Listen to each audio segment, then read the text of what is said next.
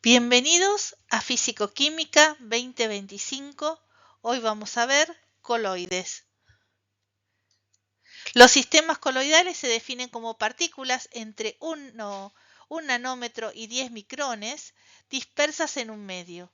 Las partículas se denominan partículas coloidales o fase dispersa y el medio de dispersión o fase continua.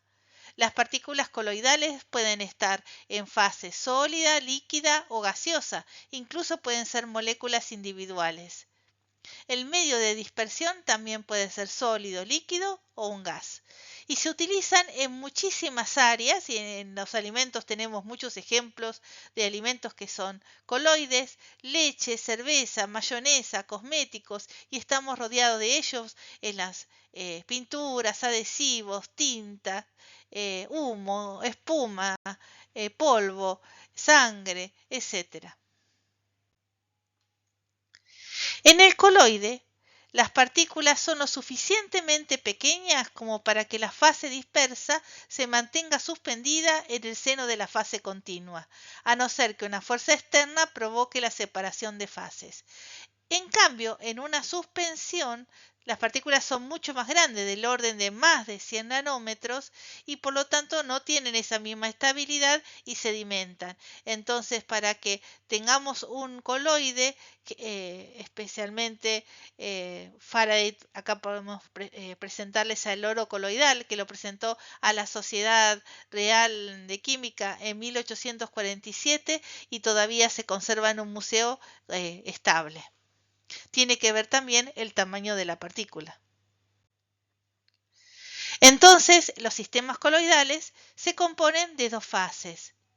La sustancia distribuida en forma de partículas coloidales se denomina fase dispersa y la fase continua o fase dispersante es donde se dispersan esas partículas coloidales o también se denomina medio de dispersión.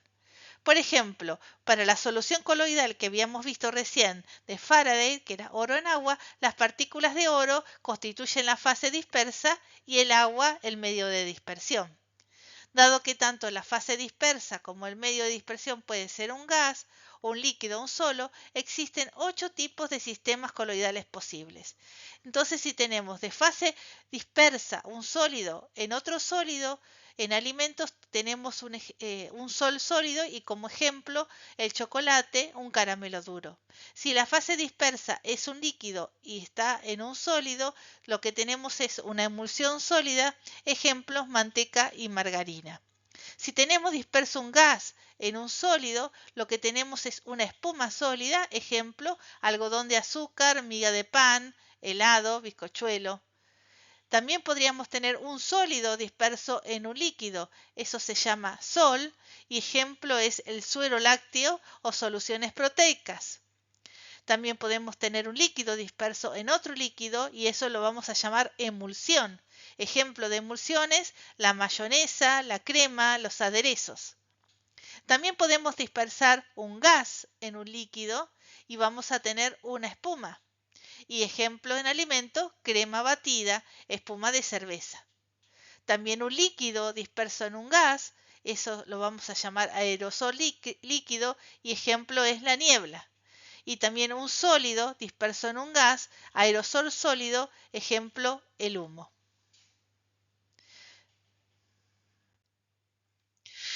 También se podemos clasificar a los coloides, como habíamos dicho, según el estado de agregación. Y acá tenemos ejemplos de algunos coloides que vemos habitualmente. Es la niebla, que es un líquido en un gas, helado, que es un sistema coloidal bastante más complejo, pero vamos a decir también que puede ser un gas en un sólido. Un aerosol, un líquido en un gas.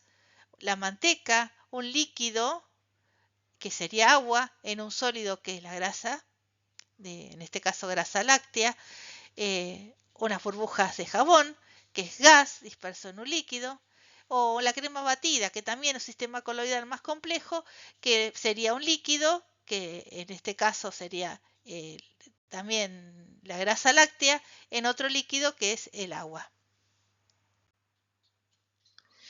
Bueno, así como ejemplos de diferentes alimentos, me gustaría comentarles cómo es la nomenclatura que se utiliza normalmente para mostrar cómo son estos tipos de emulsiones. A ver, por ejemplo, la leche es una emulsión aceite en agua. Entonces, cuando veamos W, ya sabemos que es aceite, la fase dispersa, y agua, la fase continua. Es un producto natural y el mecanismo de estabilización es una membrana proteica. La crema es una emulsión que es aire con aceite en una fase dispersa, que es el agua. Y el método de preparación es la centrifugación, y entonces también la estabilización es a través de una membrana proteica y se estabiliza también por el aire. Una membrana que estabilice el aire. El helado también es como la crema, tenemos aire, tenemos dispersa aceite en una fase acuosa, y el método de preparación es la homogeneización. También se prepara como en dos, y también tenemos cristales de hielo, como en dos, como habíamos dicho con la crema. Tenemos la margarina o también podría llegar a ser la manteca. En ese caso es el agua el que está disperso en una fase oleosa. Y entonces para eso necesitamos agitar y un botator, que es un mantequero, como medio de preparación, y lo que se va a formar son una red de cristales de grasas sólidos. Las salsas, por ejemplo, la salsa tipo mayonesa, que son una emulsión que tiene una fase aceite, está disperso en agua, y para eso necesitamos un mezclado de alta velocidad y una homogeneización, y generalmente el mecanismo de estabilización es a través de proteínas y polisacáridos. Los productos cárnicos están también, por ejemplo, el caso del paté, leverbush, son emulsiones, y entonces también tenemos una fase aceite dispersa en agua. Acá vamos a trabajar con un mezclado de baja velocidad y ruptura bien mecánica de la carne, y el mecanismo de estabilización después de la cocción se va a formar una matriz gelificada de proteínas. Y los productos horneados, que también los productos horneados son un sistema coloidal de aire, aceite, que está en una fase acuosa, y el método de preparación es el mezclado, y la estabilización se da a través de el almidón y una red de proteínas. También podemos clasificar a los solventes como liofílicos y liofílicos. Los soles liofóbicos son aquellos en que la fase dispersa no tiene atracción por el disolvente. Estos coloides se pueden estabilizar por absorción de iones o moléculas pequeñas del material disolvente en su superficie, de manera de conferir una carga, y como consecuencia de esto, la partícula coloidal debe ser muy pequeña para permanecer estable. Ejemplo de soles liofóbicos son las dispersiones de oro que habíamos hablado y las emulsiones. Por otro lado, tenemos soles liofílicos, son aquellos en que la fase dispersa tiene atracción por el solvente, son mucho más estables, y tenemos que tener muy buena afinidad o atracción de las partículas del disolvente. Se debe generalmente a la formación de interacciones de tipo puente hidrógeno. Ejemplos de soles liofílicos son las dispersiones de almidón, de goma y de proteína en agua. Entonces, si queremos diferenciar en estas atracciones los liofílicos y los liófobos, tenemos que los liófilos atraen al solvente y son reversibles, son estables, y un delta G de formación menor a 0. En cambio, los liófobos, que se repelen al solvente, son irreversibles e inestables, y el delta G de formación es mayor que 0. O sea, si quiero mezclar aceite y el agua, tenemos un delta G de formación, va a ser mayor que 0. Por lo tanto, se va a producir una ruptura, una separación espontánea para disminuir la energía libre. Por eso son inestables, y esa inestabilidad lo hace irreversible. Entonces, Para poder estabilizar los sistemas que son liófilos, directamente la termodinámica lo estabiliza porque el delta G de formación es menor que cero. Ahora, los liófobos necesitan otro tipo de estabilización, que es cinética. De todo esto vamos a hablar en la clase especial de emulsiones. Entonces, los coloides en general van a ser inestables termodinámicamente, en general, y más los que están relacionados con los alimentos, que habíamos visto que la mayoría eran emulsiones. Pero sin embargo, para generalizar, tienen ciertas propiedades. Estas propiedades se pueden resumir en 5 en general, porque el tema de coloides, la química de los coloides es enorme y hay muchísimas cosas para contar y para aplicar en los alimentos también, pero vamos a ir simplemente a hacer algo general, un pantallazo general de todos los coloides y las propiedades generales. En primer lugar, tienen propiedades ópticas.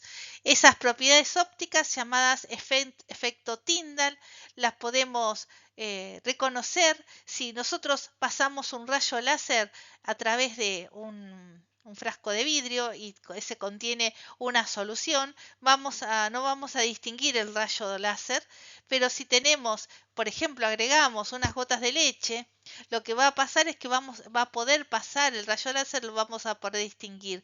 Este efecto de dispersar un haz de luz se llama efecto Tyndall y todo el tiempo lo vemos cuando a la mañana en un bosque es la niebla y se dispersa la luz del sol. Bueno, la niebla habíamos dicho que era un coloide, entonces la presencia de coloide se caracteriza porque puede dispersar ese rayo láser. También esas partículas que están presentes en un sistema que están presentes se mueven, no están fijas. Y ese movimiento, acá se ve con una tinta en agua, ese movimiento se llama movimiento browniano. También lo vemos a la mañana cuando vemos partículas de polvo, ahí tenemos un sólido disperso en un gas, que también es un coloide, que vemos que se mueven esas partículas y ese movimiento al azar se llama movimiento browniano, que acá tenemos un ejemplo de movimiento browniano totalmente al azar, pero lo que sabemos es que las partículas que son chiquitas se mueven más rápido que las que son más grandes. Y entonces a partir de esta ecuación que es de 1905, la ecuación de Stokes-Einstein, podemos deducir que esa velocidad de difusión está relacionado con la viscosidad del medio, con su temperatura y con el tamaño de esa partícula. Ese tamaño se llama diámetro hidrodinámico. Entonces, si uno puede detectar el movimiento browniano, uno podría llegar a medir el diámetro hidrodinámico que tiene la partícula que está dispersa en ese medio dispersante. Y también podría llegar a reconocer si esa partícula se agrega, o sea, se juntan entre ellas o se encuentran en forma separada. Un equipo que puede hacer esto, que se llama esta metodología Dynamic Light Scattering o dispersión de luz láser, que se llama DLS, tenemos en nuestro laboratorio. Y también está muy bien explicado en la práctica de emulsiones.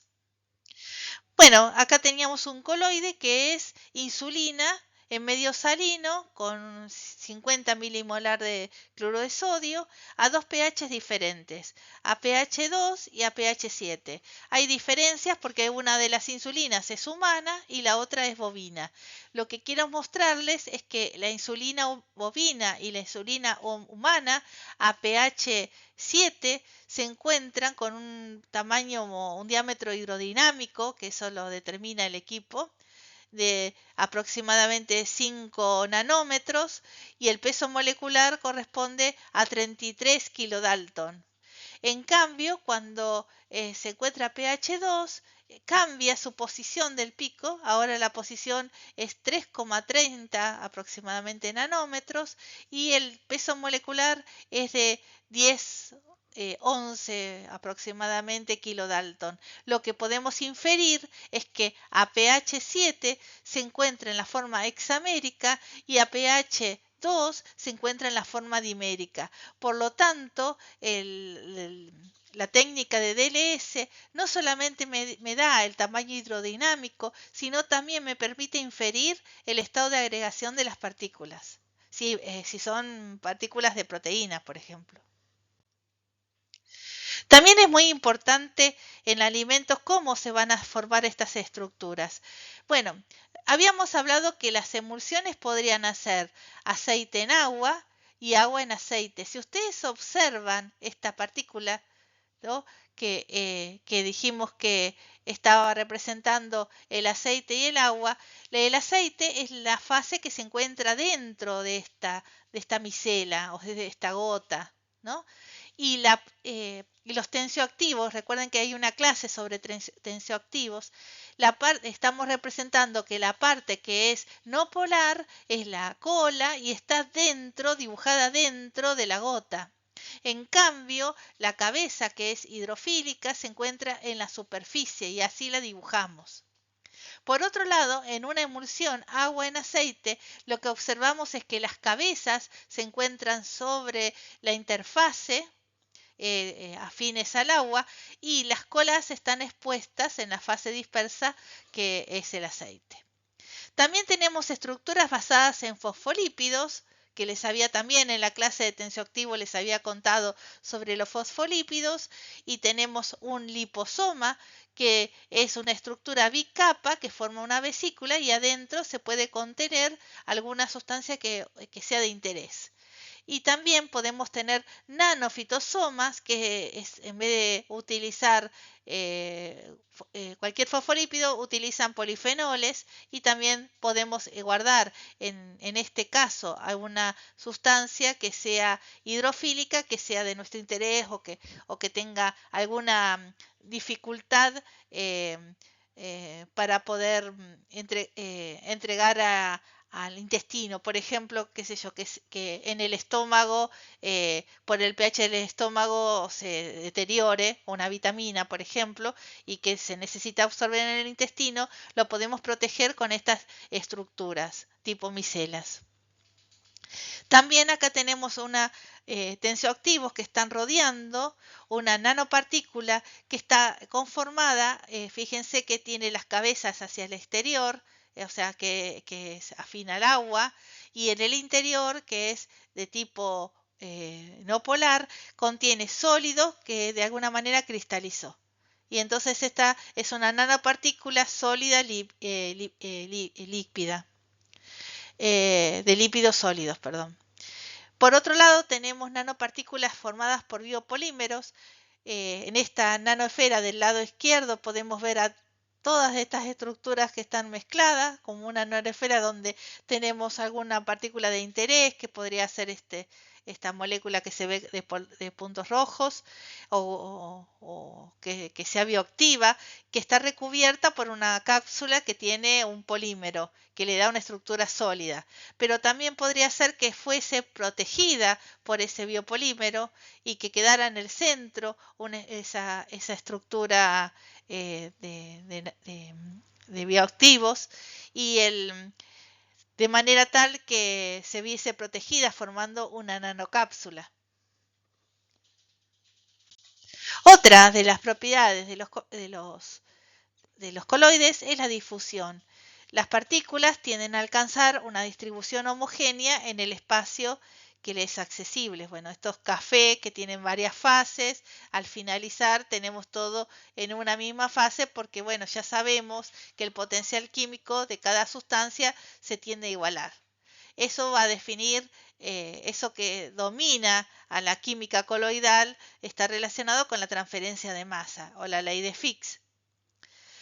Por otro lado, también podemos utilizar este principio para separar iones o desalinizar un coloide que se encuentre cargado con una sal, y ponemos en el exterior agua, o por ejemplo, o tenemos proteínas de bajo peso molecular y queremos eliminarlas de de ese coloide, y podemos en una bolsa de diálisis y en agua, lo que va a pasar que si esta membrana es lo suficiente pequeña para que salga la molécula que a nosotros nos interesa y quede las moléculas más grandes dentro de la bolsa de diálisis, y es un método de separación.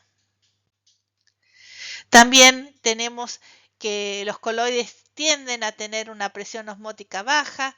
La presión osmótica ya lo vamos a ver, la vamos a representar con el símbolo pi, y que directamente parece la ecuación de los gases. Como presión osmótica tiene unidades de presión, es muy parecida a la ecuación de los gases. Pero al fin y al cabo lo que yo quería decirles es que los coloides, por ejemplo los glóbulos rojos, tienen una concentración de sal o de iones, que es la exacta para que los glóbulos rojos se encuentren de forma normal. Si tenemos una mayor concentración de iones en la fase dispersa, lo que va a pasar es que vamos a lograr que los glóbulos rojos se deshidraten. Y si al revés tenemos más baja cantidad de iones en la fase dispersa, lo que va a pasar es que los glóbulos rojos se hidraten.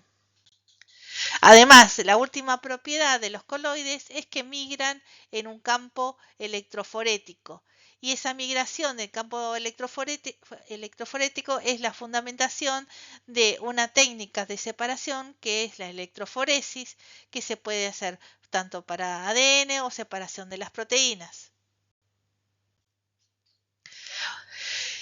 Un motivo que tiene importante en la estabilidad de los coloides, que acá tenemos dibujada una partícula coloidal, es que tienen una carga eléctrica en la superficie. Debido a esta carga, acá por ejemplo se puede observar que tiene una carga positiva esta nanopartícula o partícula coloidal. Entonces los iones de la carga opuesta tienden a agruparse inmediatamente. Y esa capa que se va a formar se llama capa compacta. Y luego de esa carga negativa, en este caso, va a haber un contraión que va a tender a equilibrarse, y de ese contraión va a aparecer otra ión que lo contrarreste, lo que se llama una capa difusa. Entonces, una partícula coloidal consta de una capa de iones compacta, pero también de una capa de iones difusa. Esa capa compacta tiene los iones bastante inmóviles y se adhieren fuertemente a la partícula coloidal. Y además puede incluir moléculas de agua, si el agua es el soporte, ¿no? Y en segundo lugar, la capa difusa tiene más movilidad, y la que vamos a llamarla también potencial Z. La combinación de la capa compacta y la capa difusa se conoce como doble capa de Stern, en honor al químico coloidal que se dio cuenta por primera vez de su importancia. Y bueno, ¿por qué les quería contar del potencial Z? Entonces, la carga que tengan las partículas van a hacer que si están poco cargadas se van a tender a agrupar, y cuando se empiezan a agrupar, o lo que llamamos nosotros a flocular, lo que va a suceder es que empieza la desestabilización. Si las partículas están cargadas, van a chocar entre ellas porque tienen cargas y se van a repeler unos con otros. Entonces acá es otra figura donde está de cuentas la nanopartícula y cómo se va formando esa doble capa de Stern, y que ya cuando la longitud del diámetro es bastante grande, lo que observamos es que cada vez tenemos menos iones presentes. Por lo tanto, en esta figura se muestra la distancia del coloide en agua y el potencial Z. Tenemos un potencial en la superficie, la capa de Stern los disminuye, y un potencial Z, y luego viene la capa difusa hasta que nos alejamos lo suficiente y ya no tenemos más carga. ¿Para qué sirve el potencial Z? El potencial Z es un excelente indicador del punto isoeléctrico de una proteína. Si esta fuese una proteína, por ejemplo, y trabajara con un rango de pH, podríamos graficar a diferentes pH cuál es el potencial Z, y lo que podemos observar es que en el punto de carga cero, ese es su punto es eléctrico de la proteína. También para cualquier polímero podríamos utilizar esta metodología, y a la vez también es importante para saber la estabilidad, porque cuanto más alto sea el potencial Z, más cargada, tanto positivo como negativo, más cargada está la partícula, y entonces más estable va a ser ese coloide. Como les decía, que los coloides son sistemas inestables. La estabilidad depende de esa carga eléctrica de las partículas y también de la hidratación. La hidratación es importante en la estabilidad de los coloides, y justamente son características de los que constituye la materia viva, que la sangre, la transferencia de nutrientes, está dada a través de sistemas coloidales. Bueno, ya había hablado del movimiento browniano. Lo importante es que esto que nosotros habíamos hablado, que las partículas se juntan entre sí, se llama floculación. Y si esa floculación es demasiado intensa, lo que va a suceder es que se forme, que coagule, o sea, que precipite, las partículas bajen y salgan de esa fase donde estaban estables y lo encontremos precipitado. Y eso está relacionado con lo que nosotros llamamos teoría de LBO. La teoría de LBO, que se llama así por el nombre de los que hicieron la teoría, habla que existen entre las partículas coloidales dos grandes tipos de interacciones.